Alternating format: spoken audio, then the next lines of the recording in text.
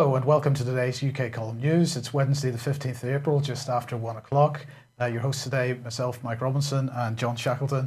And joining us on Skype is Justin Walker. So, hello Justin, are you there? I'm here, yes. Hello everybody. Hello. Good stuff. Okay, look, we're going to lead off today with this article about Harry Beckhoff. Now, we did mention the passing of Harry Beckhoff in mid-March at the time. But I just wanted to highlight this tribute to him in thisiswiltshire.co.uk. Please go and have a read of that if you can, because this man was a great campaigner for many years. Began his career as a wartime code breaker, and then never really stopped campaigning on various issues ever since. So please go and have a look at that article. It's a great write-up on a great man. Okay, can I just say something about yesterday? We understand that the live stream did crash at 1 o'clock yesterday, and for a few minutes people didn't receive the programme. I do apologise about that. That was beyond our control. Contrary to some of the comments in the chat box, we were aware of it, but of course it's a live programme. We keep going, and we just attempt to fix it as we can. So Nick did a fantastic job getting it up and running again as quickly as possible. And that was that. If it happens again, well, we may suspect external influences, since it always seems to happen at 1300 on the dot. Okay, this is a fantastic story. This is from the Network for Police Monitoring. New court charges will have significant impact on low-income protest defendants. And really, this is a second second string to the bow of the new charges that are coming into the courts. And we were speaking to a lady yesterday who is attempting to get a court judgment for the very simple thing of which she's got a public authority who is refusing to give her personal information under the Data Protection Act. She is attempting to get a court order in order to encourage them to do so, because the Information Commissioner's Office will not proceed, despite the fact that they have found against the organisation concerned. And what she has discovered is that the charge for applying for this court order has risen from £50 to £160 or so. Now, we mentioned this a couple of weeks ago because this was in the mainstream press as well, that court charges were rising by up to 600%. But really what's happening here, isn't it, John, is that there is an absolute restriction on justice for most people now since this latest thing. I think people aren't taking it seriously enough in terms of what's happening within our court systems in the UK. Actually, well, in the whole of the UK, they've basically changed all the financial structure. I've said this a long time ago. They've become a financial institution, so they're no longer concerned about law, but they're concerned about how much money they get in, and this proves it. I mean, I'm talking to the Law Society today, and I've talked to the Magistrates Association. They're going to come back to me.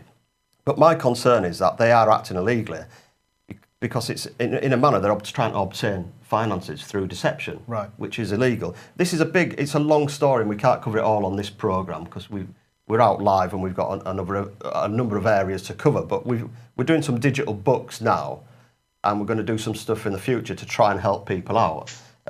I think potentially it's going to be a case that we're going to have to take a court to court. Yes. And I've said this before, because a statute is legal legislation, rule of society, given the force of law by consent of the governed. We're governed, but we've got to give that consent. Right. And we talk about the Constitution, something that I've studied for a long time, many years, and I've got various qualifications in commercial law and contract law. But also what is significant, and Guy Taylor uses this, and so do I when we're in court, is what Lord Diplock says. And I've said this before on the programme. It says, due administration of justice requires first that all citizens should have unhindered access to the constitutionally established courts. Unhindered. Now, if you're charging somebody £1,200 or something, that's hindering the process, isn't it? So if you're on a low income, or you're a student, or I'll tell you even worse, if you're a protester and you go out, you've got the fracking protesters, I suppose we're protesters in some manner, yeah, protesting against the government, then they will drag you in court. Let me tell you, this is a fact. They'll drag you in court, and if you're found guilty of being a protester now, you'll be charged, I think, what did I work it out? £750. So if you want to protest... So Nick, if we can just put this article back up again. What this is a second raft of charges, aside from the ones that were announced a few weeks ago, which were charges for accessing the law in the first place. This is a new raft of charges where basically what they're doing is they are, whereas in the past, if you were taken to court, there was obviously a cost in bringing a case to court. In the past, that cost was covered by the taxpayer. Now what they're doing is that they're putting that cost onto the defendant if they are found guilty. So let's say you are at a fracking protest, and let's say the Manchester police, as they demonstrated time and time again, perhaps incited some kind of behaviour, or they attempted to prosecute somebody for a certain type of behaviour. If that person was found guilty for simply protesting and then being beaten up by the police, there is the potential that they would then incur up to a £1,200 charge. Or if you demonstrate, we've had marches up and down the country on the 11th against paedophilia, quite rightly. And these protesters now can potentially be taken to court, and the police can... we know what the police are like. Not all police are bad, but we know that the police, they're in a situation where now they're financially led. So what's going on is they might manipulate something. I don't want to play act, actually, either one of us being a police officer. I don't think you'd appreciate that. But if you get these corrupt police officers that arrest you, they think, well, they're going to be encouraged now to arrest the protesters, because every protester they arrest is potentially £700 in this system. Maybe that's a stealth tax as well. Yes. So but we're going to go more into detail on this, and as I say, we can't do it in due course. Now the legislation that the government is attempting, or the Ministry of Justice is saying it justifies this, is the Criminal Justice and Courts Act 2015, which was clearly enacted in the last couple of months. It's this clause here, which seems to be the key one, 21C, amount of criminal courts charge. A charge ordered to be paid under 21A must be of the amount specified by the Lord Chancellor by regulations. So this is effectively, in the case of charges under criminal courts, is an enabling act whereby the Lord Chancellor can make it up as he goes along. He can decide the figure. So at this point, it also says, by the way, that he must seek to secure that an amount specified in respect of a class of case does not exceed the relevant court costs reasonably attributable to a case of that class. So perhaps he's limited a little bit, but really they have the power here to really make it up. So they just decide, well, this particular court case incurs these particular costs, and so this is what you're going to be charged. And what occurred to me was that it may be fair enough to say that if somebody has committed a criminal offence or found guilty of a criminal offence, that the cost of their prosecution should move from the taxpayer to them because they are the criminal. But in fact, it won't move to them, will it? Because in many cases, they will receive a custodial sentence, so they'll end up in prison. So they're not going to be in a position to actually pay that. So who's going to end up paying this extra fee? It's going to be the family, who's really an innocent, bystander. Quite often an innocent bystander in this. The families are going to end up with bailiffs at their doors and so on. And perhaps this actually encourages further criminal activity. So I think this is going to have a pretty serious effect. Well, it's completely against the Constitution. We all know that our viewers are quite versed now in constitutional common law. The Bill of Rights and the Magna Carta, just two, and proceedings of Westminster as well. So it does need address, and it needs serious address. At the moment in the office, we have got a team that are working on it, and we're discussing it with the Magistrates Association and the courts as we speak. Any comments, Justin?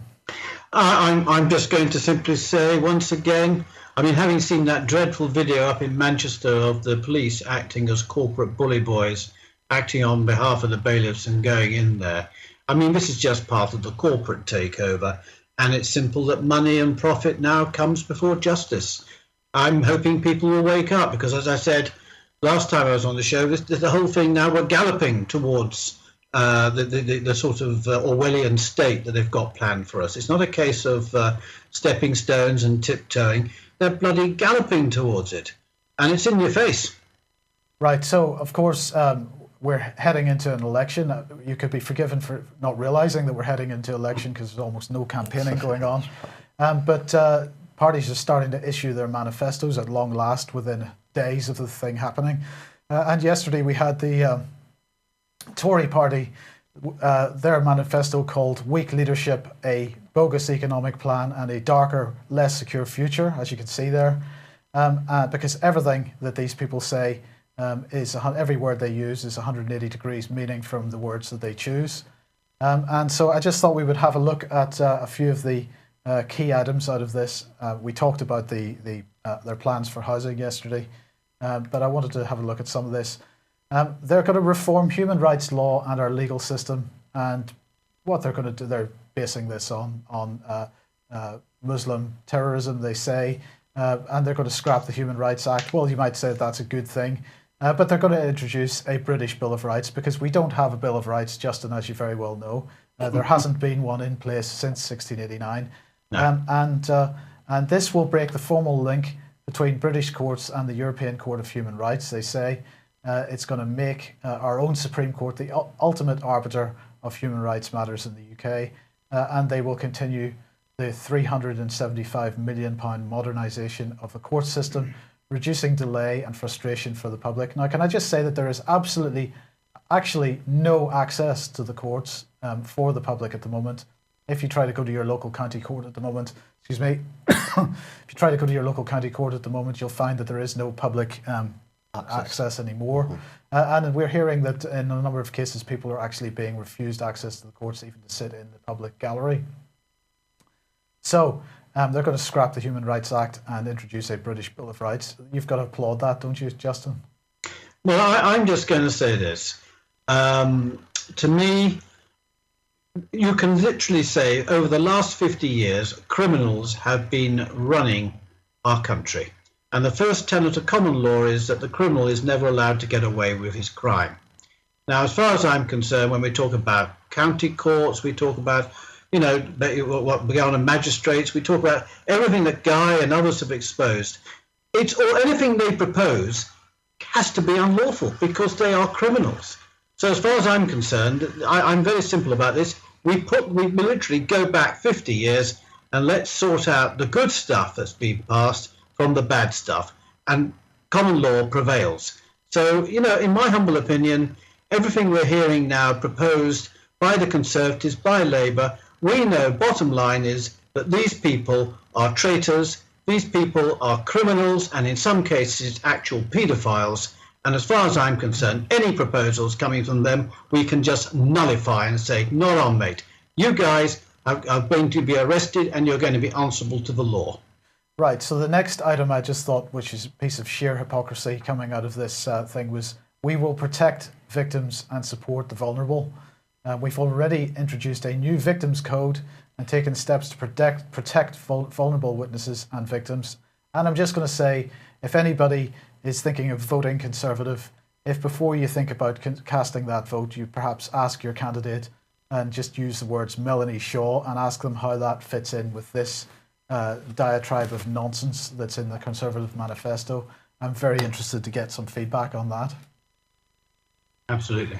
Right, the next one then. This is another interesting one. We'll transform the relationship between the police and the public. So under the guise of diversity and introducing black and ethnic minority officers, they're going to basically introduce further fast-track schemes such as Police Now, and they're going to offer top graduates a new route into policing. And of course, what that does is that instead of individuals beginning as a police constable and actually learning the job on the ground, as it were, they are receiving certain types of training before they ever go into the police force. And what they say is this is for top graduates. They don't say what kind of graduates. Is this for law graduates or is it for common purpose graduates? I think I know the answer to that. And they're going to use the Police Innovation Fund to accelerate the adoption of new technologies, including mobile devices that will transform the service the public receives. In other words, they're going to shut down the public interface between, the personal interface between the public and individual police officers or police constables, or even somebody on a front desk. And instead, you're going to have to use Skype or something to contact the police. This is right. There's a lot of police stations where you go to now, and including courts, like we're saying, you have the right to access a court and a right to have a fair trial. But they're stopping the public even looking at the courts. So the courts are becoming private courts. Yes. Now the police, we all know, are private. They're a corporation in themselves, but now they're being funded in new tactics to divert really what's going on, and it's not to protect us, it's to protect them. And when I say them, well, our viewing audience are intelligent enough to know who them are. That's the judges, the corrupt paedophiles, the MPs. I mean, you look at the MPs that are going round at the moment, they've got armed guards. Why have they got armed guards? Yeah. Are they a little bit scared of something? Are they scared of the people that they should be serving? Yeah. Justin? Well, I'm just going to say, refer you back to that video again in Manchester last week, and the scruffiness of the police and the disjointed effect on, they just don't seem to have that sort of continuation the police used to have. And I emphasize, you cannot beat doing the job properly by going on the beat, learning the job at the hard face, at the whole cold face, and then gradually working your way up with bags of experience behind you. You can't beat that. So as far as I'm concerned, this is just more moves to create a corporate private police force that's going to morph itself into sort of security, Group 4S or whatever, G4S. So it's, again, as I said, we are galloping towards a totalitarian state. And of course, no solutions from the Green Party, as it were. So their manifesto also released yesterday. Here's the front page of it. You're pretty familiar with these people. Yes, What's your view of the overall manifesto, and particularly their monetary options? I'm going to have to confess a great degree of sadness here. I actually joined the Green Party back in 1978. I left in 1992 because of the infighting. And I went along with so much because I trusted the people who were telling us the problems we were facing, including man-made global warming. So, there's still much that I appreciate that the Green Party is good for, human scale economics and all that side of things. But to a very large extent, they've been hoodwinked. A lot of decent people, very naive people, but been hoodwinked. And it's just very, very sad. Now, their economics, well, there was a ray of light. I'll just read the 3 lines here. Green Party Manifesto. All national currency, both in cash and electronic form, will be created free of any associated debt by a national monetary authority, NMA, that is accountable to Parliament. Well, the first half of that was brilliant. Look at that. Will be created free of any associated debt. Marvellous.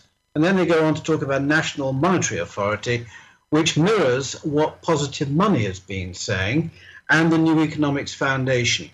See, what's interesting, you've got the sort of green movement, the loose green movement, and as I said, you've got the Green Party, the New Economics Foundation, and you've got the Positive Money. And Positive Money, Ben Dyson will tell you, no, we don't have any political agendas. We are here to find a way of creating money that's debt-free, etc., etc. But there is a political agenda, because he supports the thesis of man-made global warming, which we all know to be a complete scam, bad science. They support Agenda 21, broadly speaking, local currencies and transition towns. In other words, they are very much hooked into the global agenda, the New World Order's global agenda, to push humanity into cities and towns where we can all be controlled. Now, this talk about the Green Party talking about a national monetary authority, well, what's that all about? We are proposing with the Bradbury that the government and Parliament issues and basically controls the money supply. And therefore they're directly accountable. Exactly, and transparent. Now, this National Monetary Authority, I've yet to discover how it's going to be formed, who's going to run it, who says it's going to be on it. It just sounds like a jolly good quango. And more to the point, and this is the sad part, the Positive Money and the Green Party won't accept the Bank for International Settlements, the evidence that the central banking cartel is coordinated by the Bank for International Settlements, because they say, the Green Party actually believe the Bank of England, a central bank, is going to have a role to play in all of this. So they're not accepting what is actually happening at the moment. They refuse to even look at it. So it's very sad. I mean, I'm going to use the words. They are, to my way of thinking, controlled opposition. They are, if you like, providing people with a false hope that yes, we can have debt-free, interest-free money, But they're not following it through like the Bradbury was. Bradbury was an actual historical precedent. It worked, and it worked so well that the bankers had to stop it from working. Justin, how many years did that go on? Was that 20 years or? It was obviously started in 1914, and I think it went on till about 1926. It was phased out. When Lloyd George made the decision to go back to accepting war loans, that was done in 1915.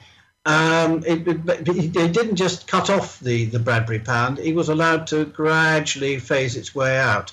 But I think they printed £300 million worth in 1914. I think that's the figure. Yeah, so we had 30 years where it was a success, and we were. Well, I mean, it was, everyone accepted it. I mean, as I said, when you read that book, Thomas Johnston, The Finances and the Nation, he said everybody accepted it and there was no inflation. It worked. Yeah. So if we had something that worked and was simple, and even a 10-year-old can understand it, even I can understand it, I think I should say. And listen, if somebody said to me 5 years ago, Justin, you'll be appearing on UK Column Live talking about money, I'd have laughed. But I can understand it. It's common sense. Why the Green Party wants to make it more complicated and positive money and the New Economics Foundation, I just don't know. And the only conclusion I can come to is that the leadership of these organisations have been corrupted in some way. Well, I think if we give a slightly alternative view than that, if we want to be nice to them, it may be that they actually accept the argument that giving this power over to politicians is a potentially risky thing to do, in the sense that they'll play politics with it, particularly at election time. Yeah. But my argument on this has always been, and you can disagree with me if you choose, that a policy like the Bradbury has to have the backing of the people of the country, and if people aren't prepared to stand up and hold their politicians to direct account, then they get what they deserve. Yeah. So if politicians get the power to issue credit through the Bradbury pound or whatever the policy is called when it happens, and they misuse that, then that should simply be a criminal offence. Well, let's be honest. I would be very unhappy if political parties had the power to control money supply. I want to see a parliament made up of independent members of parliament. And when you have a debate, you have a real debate, and there are no prearranged agendas in smoke-filled rooms or whatever beforehand. In other words, you will have a parliament that looks at what needs to be done, and they will create the liquidity needed for a happy and prosperous nation. And it's as simple as that. And taxation would be targeted to remove any overheating, to prevent any inflation. It's just common sense. That's all it is. It is, and I think the way to do it, and I'd like to speak to our viewers out there and our members who have been giving us excellent feedback over the last few months, with some of the work that people are trying to do out there in society. But, the question is, what are you going to do about it? Not you personally, Justin, but what are our viewers going to do about it? They call different members of the team and say, well, look what you're doing. We're trying our damnedest to break down these walls. And we go to the public and our friends and our family and that and say, what are you going to do about it? Let's stop this sitting on your backside and doing nothing, and get out there and try and do something like Response does out there. And I work closely with Response and other groups, and Guy and the Peacekeepers are all doing some fantastic work and making massive sacrifices, So if we all join together, and I know I keep banging on about this, and I'm getting bored of listening to myself as well, as you are, but if we all gather together, there's millions of us, there's absolutely millions to us. Talk to your mothers, talk to your fathers, talk to your brother, talk to your sister, your cousins and uncles, and let's unite and get this done, let's get it sorted.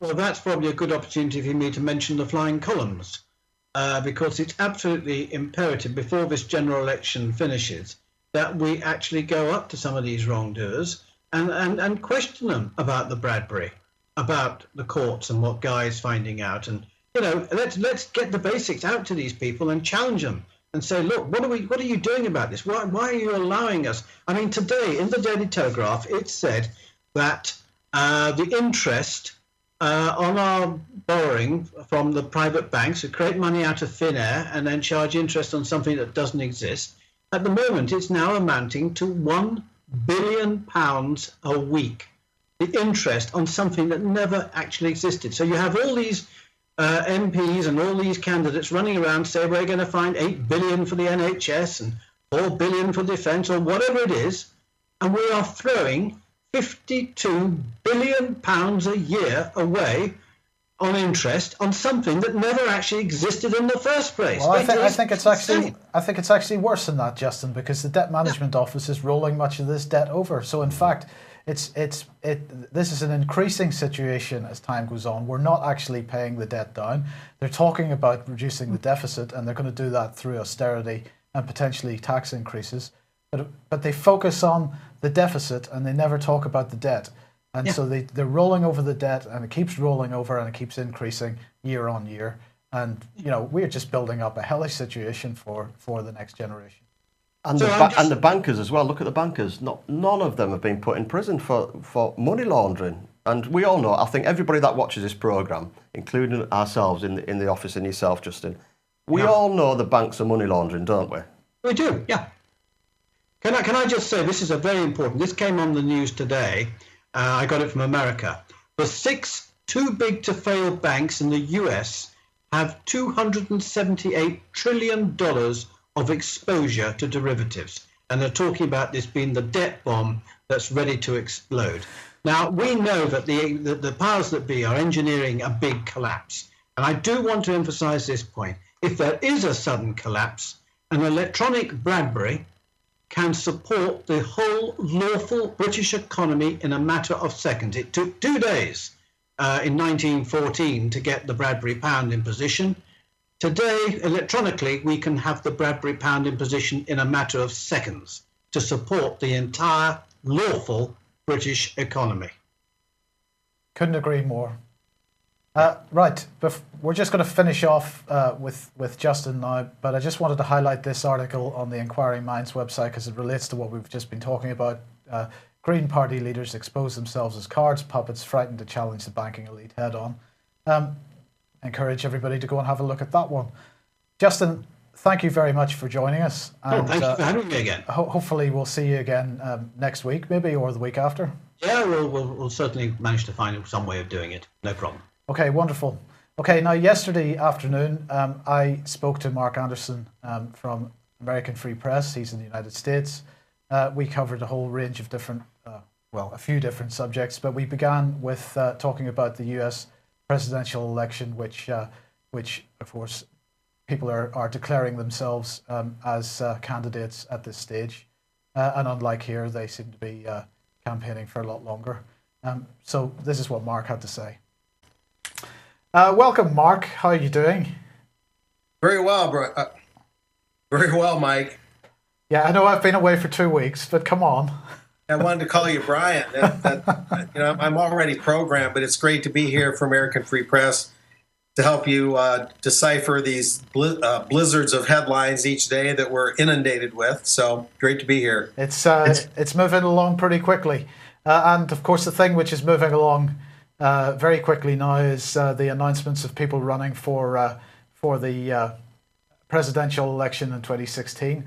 And contrary to the United Kingdom, where basically we have an election but nobody really campaigns, your elections tend to begin quite early. So here we are, 18 months away from the actual election, and campaigning is more or less beginning? That's correct. We have a cult of presidential personality here. It's pretty unhealthy overall. It's a spectacle. It's interesting at times, even entertaining, but overall, it shouldn't be this way. The system itself is the problem. But yeah, Hillary, we have a whole field of people. Yes. But sorry. So the first major candidate to announce was Hillary Clinton, who we have a nice picture of here. I mean, what do you think her chances are? Actually, has she damaged herself sufficiently with the email scandal? Well, first of all, yeah, she's the first to announce on the Democratic side. Rand Paul on the Republican side beat her by a day or two. And Rand is an interesting one. We'll talk about him in a moment. But with Hillary, you have a media that's obsessed with the fact that she's a woman and that she used to be the first lady when her husband Bill Clinton was president. And therefore, they think it's just a football through the goalpost, a slam dunk that she should and could be president. They completely ignore the Clinton scandals, the myriad Clinton scandals that happened in the 90s. And these were serious matters. The death of Vincent Foster, one of their closest aides and friends, was very suspicious. A lot of very criminal actions have been tied to the Clintons, not just malfeasance and not just, missteps, but very serious matters that the U.S. media is willing to sweep under the rug at all costs. And why is that, Mark? What is going on there? Is it just that the Clinton family is considered political establishment and therefore untouchable? Yeah, that's part of it. They've ensconced themselves into the establishment. When a relatively unknown Bill Clinton, who was Arkansas governor, went to the Bilderberg meeting in Baden-Baden, Germany in 91, the next thing you know, he was president, and suddenly Bill Clinton is a household name, having been plastered on Time magazine and in the New York Times and whatnot. And so, yeah, there's this kind of volcanic rise of the Clintons from their relative obscurity in Arkansas. But the scandal started way back then, and they've been unrelenting. Hillary Clinton is a very, very dubious, dishonest person, and I'm being kind right now. Right. And the U.S. media, you'd never know this. So I was going to ask what kind of, it's kind of a rhetorical question, actually, but maybe you can just give us your thoughts anyway. What kind of president do you think she would make? Terrible comes to mind. But is she going to be a warmonger? Is she, because her activities over the so-called death of Bin Laden were pretty. They didn't come across. She didn't come across smelling of roses out of that. I don't think her reaction to what was going on as she was watching on the television screen. So is she going to be a warmonger? It would seem. I see no reason to think otherwise. The highest office she ever held was Secretary of State relatively recently. Her behavior and role in the Benghazi scandal has still yet to be really determined. Yes. It seems that guns were being run out of Libya through Turkey into Syria to the Free Syrian Army that just magically one day became ISIS or ISIL, which no one had ever heard of one day, and suddenly they were a household name virtually the following week. She's been very dodgy on that whole Benghazi scandal. She's trying to play innocent, but it's clear that before we would even think about making her president, we'd have to know what she did exactly in that scandal, having had that very high office, Secretary of State. And so that's a huge question mark hanging over her head that, again, the media, along with her past scandals, just isn't willing to tackle. It's all the cult of personality here. Okay, so the next person you mentioned, of course, was Rand Paul, son of Ron Paul, and he has now declared. So what are your thoughts on him? Well, Rand Paul is, to his credit, cut from a somewhat different cloth. His dad wasn't perfect. I could find things to pick apart about his monetary ideas, but he's a isolationist, which actually means non-interventionist, which actually means wisdom in foreign policy. Is he as libertarian as his father? Not quite. He's made some noises about being a little bit more aggressive militarily, but I think that's largely rhetoric to please the neoconservatives and the pro-Zionists that are so heavily embedded in our system.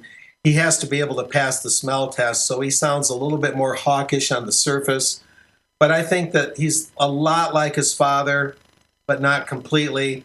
The media is going to, and they already are trying to label him as an isolationist who's going to build a wall around the country and all our troops would come home all at once and we'd never set foot in another nation as long as we live. This is the rhetoric that the pro-interventionist media and establishment uses here to try and tar and feather Rand Paul or anyone like him. And then they're getting him on like Fox News and they're playing that game where the reporters ask him a machine gun fire way of questioning, and they talk over him, and they don't even give him a chance to answer, and they frustrate him. And then he talks back and says, "Would you please give me a chance to answer?" And then they say, "Well, Rand Paul's mean-spirited. He's being mean," when he's being cornered by these Fox News reporters and set up to look like he's belligerent or disrespectful to the media. And it's all a setup. So this is something else they're doing. And of course, he has to be completely in line with the Zionists and the Israelis. This is another litmus test that the media is trying to give Rand Paul. And this doesn't mean Rand is perfect, but he is cut from a different cloth of your Jeb Bushes or your Hillary Clintons. So, an interesting one to watch. Okay, and another one who has decided to declare is Marco Rubio, who I understand is Cuban American. That's correct. I don't know if there's any coincidence with the sudden cozying up with Cuba that the U.S. administration seems to be doing. But anyway, he's of course drawing.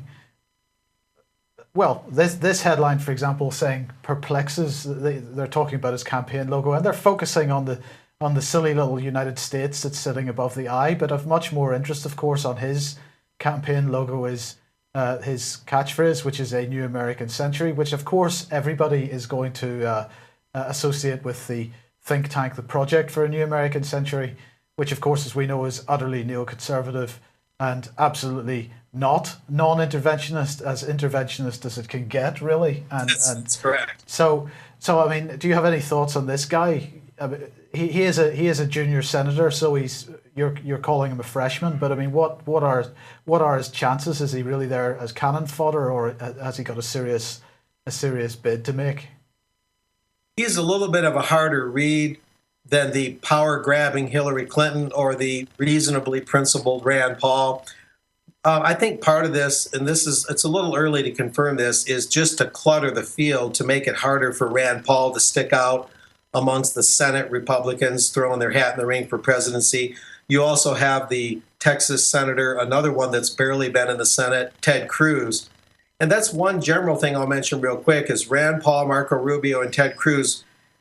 They've barely even gotten their seats warm in the Senate, and they all want to be president at the same time. Now, you got to spend megabucks to be U.S. president in this cult of personality, and only one person every 4 or 8 years could even think about making it and making that huge financial hurdle and passing all those litmus tests that I mentioned. You know, you have to support the Zionists and the whole Israeli Defense Forces and Netanyahu and all these issues. You can't be an isolationist in all this. So you have this crowded field thing with Cruz and Rubio and Paul and whatnot. But then, yeah, if you look at Rubio individually, a lot more questions come to mind than answers. You know, the Project for a New American Century is a specific thing that you mentioned, Mike, and his slogan may simply be a takeoff on that. But from what I've seen of Rubio, he's largely a chip off the old block of that philosophy, the idea that America must be the world imperium, that we're the enforcement arm to make everyone join the neoliberal capitalist system. And so, you know, Rubio, although he's young and fairly bright, I think he believes in that American exceptionalism that undergirds the neoconservative movement. The idea that America is the shining city on the hill that can do no wrong with its drone strikes hither and yon everywhere, indiscriminately killing non-combatants left, right, and center. So, you know, Rand Paul is much more versed in the Constitution, at least, and much more intelligent and erudite about all the issues. Rubio is kind of a deer in the headlights. I just think that he's too green for this, even if he was a good guy. So is Jeb Bush going to declare, do you think? Probably. You know, the way the Republican Party works here in America is they always have to have their establishmentarian, you know, their establishment candidate that's emblematic of the national Republican idea of what constitutes conservatism. But, you know, to them, they want to conserve the power of the big banks. They want to conserve the power of the munitions makers to fight constant wars. They're not conserving the Constitution. They wipe their feet on that. And so people like Rand Paul, they view that as someone from almost another party. He's not just a radical within the GOP. He's really, to them, someone from another party altogether. And that's what we actually need in the U.S. in part, is we need more political parties rather than everyone trying to cram themselves under the GOP big tent, which is ridiculous. So, you know, yeah, I think Jeb Bush will run so they have their bona fide establishment guy to take on Hillary Clinton in this big shadow boxing we have in the United States, you know, every time we want to elect a president. And if we were to get Jeb Bush, would that mean a Rumsfeld and Cheney sort of backroom again, or are they finally gone from the political scene? The only thing that's going to make them gone is literally their age. I think their influence is still there to a point. There's articles appearing in the press now about looking back and deciding that Dick Cheney was this sage, august statesman that made tough calls amid harrowing circumstances and was this wise, seasoned guy in office, which is pretty easy to poke holes at. Maybe we don't have time for that today. But at any rate, it's clear that they're going to probably want their establishment guy, John Edward Bush, i.e. Jeb. That's what Jeb stands for, John Edward. And that would be a third Bush. Yes. George Herbert Walker, George W., and then another one. We were worried about George the Third 200 and some years ago. This is far worse. I'll tell you. Yeah. Okay, well, look, let's move on from that then. Change of subject. One of the other things that you wanted me to mention today was an article that we put in the most recent UK column newspaper called "The Future of Journalism is Automated," and this was discussing a company called Automated Insights, which is doing work for Associated Press and others with their Wordsmith program, and what they're basically doing is taking press releases and other data sources and automatically generating news reports from that, and they're producing thousands of these things every day, actually. So what were your thoughts on this, and why were you thinking of that you wanted to cover this subject today? Well, I think it's interesting that this comes along right now when we had the incident with the Brian Williams, the NBC anchor, having lied about some military reporting adventures. And we're seeing what we're seeing in America, Mike, is this story that can barely prevent itself from breaking out. And that is that the media, the world media, I think what we're beginning to see here, along with this automation, are literally telling lies on a huge, massive scale, not just distorting, not just omitting, but cutting lies right out of whole cloth. Sorry, just before we go on, just to let people know what that story, remind people about that story. This guy claimed that he was in a helicopter in Afghanistan that had been shot down, and in fact it turned out that he wasn't in that helicopter at all. Isn't that right? He arrived sort of 30 minutes later in a completely separate transport. Correct. He admitted that it was a total lie, not just an omission or a distortion. And I think what I'm seeing is signs that this is emblematic of a picture where the media isn't just functioning as a propaganda for the world establishment, but is literally such a thing in a much more pervasive and wholesale way than we realize. And what I'm saying with automated journalism is now we're seeing the logical extension of a world establishment media built on a wide-ranging fabric of lies. Isn't it just almost the expected thing, Mike, that now we're looking at news written by robots where no human hand plays a role in writing news? As you've reported in the UK column, and as I've expanded on recently here, we're looking at Associated Press working with Automated Insights, which is the same initials as artificial intelligence, interestingly enough, AI. And we have Automated Insights starting with market reports and short business reports that are relatively straightforward and kind of brief, and these being completely written by robo-reporters, no human hand. But then Automated Insights, which is based in Durham, North Carolina, their chief product officer, Joe Procopio, in the spring of 2014, he spoke at Columbia University at a digital journalism conference.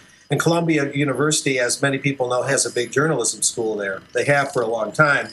And he covered the robot reporter trend. That's what he called it.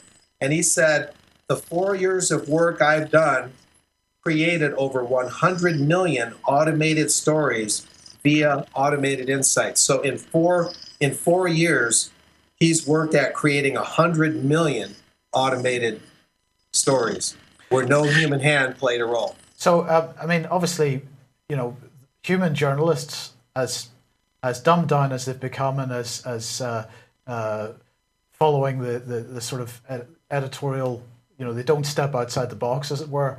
There still are the Gary Webbs of the world and the people that he broke the Iran-Contra story and people like that. There still are decent investigative journalists out there who are prepared to take a risk, and his career and eventually his life was destroyed by breaking Iran-Contra. So, I mean, what is that part of what they're trying to do here? Just absolutely remove any human choices from journalism so that actually truth can never emerge? Well, it certainly could have that effect. Now, whether they have that in mind remains to be seen. I don't want to jump the gun here and say things that aren't true. Then we're no better than them. Yeah. But it would clearly have the effect of more and more stories becoming automated in their composition, and just by sheer numbers alone, by the way that cuts into wages, that it reduces production costs for big media, just the economics alone and the technology clearly would have a crowding out effect. And right now what they're saying is that, hey, we can do all these boring, bland financial reports in an automated way with no human hand. And that frees up reporters, they say, to do the more enterprising investigative stories. And that's true. I don't want to be totally jaundiced about this. There's some truth to that. Well, I would agree with you if we were actually seeing that investigative journalism happening. But this has been running now for a year, and I don't see the new investigative journalism taking place. So where is it? Right, exactly. In theory, you would think it would free up journalists to do more important stories. But in practice, as you're saying, Mike, it's very little in the way of actual results are coming about. Because what this automated insights guy, Joe Procopio, also said is he described those 100 million stories in 4 years as unique and professionally written. This is an exact quote, covering everything from news to finance to sports to marketing and beyond. In fact, he added, by the time 2014 is over, and 2014 just ended, this conference was a while back, AI, Automated Insights, will have produced over 1 billion automated articles. 1 billion. Yeah. So sheer numbers alone would tell us that if it covers everything from marketing to sports and beyond, his own words, that would very strongly suggest that this is a big footprint that would displace, like a huge ship entering a shallow body of water, would displace all the regular and normal journalism and make this huge footprint for artificial intelligence journalism. And it's just a predictable, almost Bilderbergish trend, is it not? Bilderberg has Google meeting, in their meetings. And this just has that faint whiff of Bilderberg manipulation where they bring all these people from all these different fields together and they do these global coordination plans at the Bilderberg meeting every year. You can't prove it, but this has that whiff to it. It has that smell. Okay, well, look. Speaking of Bilderberg, we're basically running out of time here, Mark. So we will mention Bilderberg, and of course, you have kindly sent us this article, which is up on the column front page at the moment. That the dates have been confirmed. It is going to be at Innsbruck, and what else can you tell us? Well, beyond what that article says, there's not much to report new that I can confirm. It would be too speculative, but I would surmise, I stress the word surmise at this point, that Ukraine, like last year in Denmark, and the situation with Iran will certainly be up there, especially with regards to natural resources. Bilderbergers with Royal Dutch Shell there every year are real big on commandeering and controlling the world's natural resources, oil, natural gas. Of course, that plays into cornering Putin, because the more they can get Europe not to buy Putin's natural gas, the more the Bilderbergs and their birds of a feather that flock together, the more that they can control resources. And resource control is always a big adjunct or a big component of Bilderberg. But the article pretty much speaks for the basic framework of what we know now. And I'll be digging soon, and I can report back on your show more specifics in the coming next week or two, what they're up to and more about their meeting in Austria there in June. And you will be there, will you? I expect to. The fundraising hopefully will go as well as it has in past years, and I fully intend to be there, and all indications are that I will be, yes. Okay, brilliant. Look, Mark, thank you very much for joining us once again, and hopefully we'll see you same time next week. Sounds good. Thanks, Mike. Okay, thank you.